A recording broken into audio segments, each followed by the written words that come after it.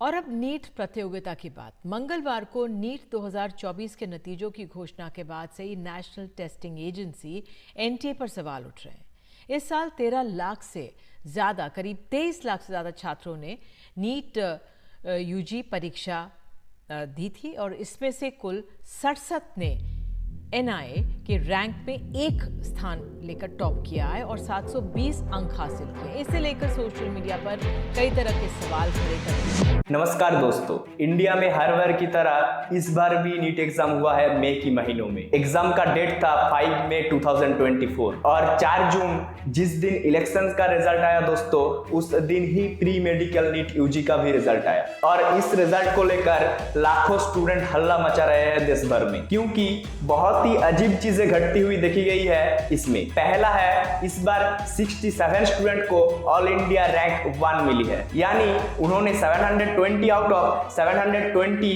Full marks score किया है। ये बहुत ही अजीब चीज है दोस्तों, क्योंकि पिछले बार 2023 में सिर्फ 2 स्टूडेंट्स टॉपर आए थे जिन्हें ऑल इंडिया रैंक 1 मिली थी। नीट 2022 में भी सिर्फ 4 टॉपर्स थे, इस बार 67 टॉपर्स, सबके सब ऑल इंडिया रैंक 1 मिली इस बार। और ये 67 में से 6 लोग सिर्फ एक सेंटर के थे। क्या ऐसा सही में पॉसिबल हो सकता है?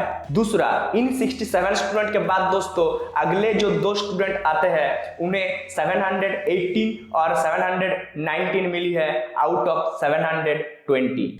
इस बार कई छात्रों के 718 और 719 नंबर आ रहे हैं। 720 का पेपर होता है। जानकारों का कहना है कि मुमकिन नहीं है।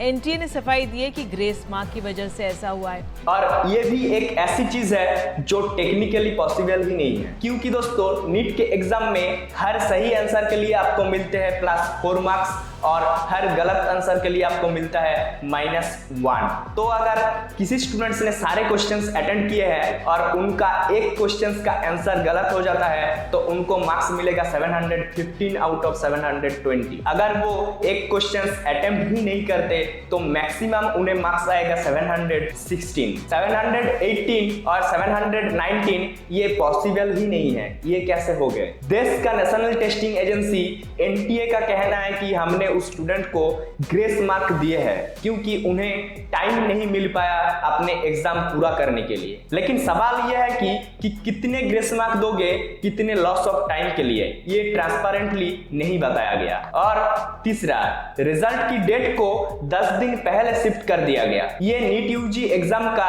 रिजल्ट एक्चुअली 14 जून को आना था, इन्होंने 4 जून को ही निकाल दिया। ऐसा होते हुए कभी सुना है आपने? स्टूडेंट्स का कहना है कि ये इसीलिए कराया गया क्योंकि उसके आवाज को दबाना था, कि इलेक्शन के रिजल्ट के लिए जब देश में हल्ला मच रहे हैं तो इनके आवाज को कोई सुने ही ना। क्या यहाँ पर एक स्कैम को छुपाया जा रहा है? ये एक बहुत ही इंपॉर्टेंट मुद्दा है। ये सिर्फ लाखों स्टूडेंट्स की और देश के मेडिकल सिस्टम का फ्यूचर का सवाल नहीं, बल्कि आम पब्लिक का भी लाइफ से खिलवाड़ होने का सवाल है, क्योंकि यही लोग जिन्होंने 20 साल बाद जाकर आम पब्लिक का ट्रीटमेंट करेगा। एनटीए को इसका जवाब देना पड़ेगा।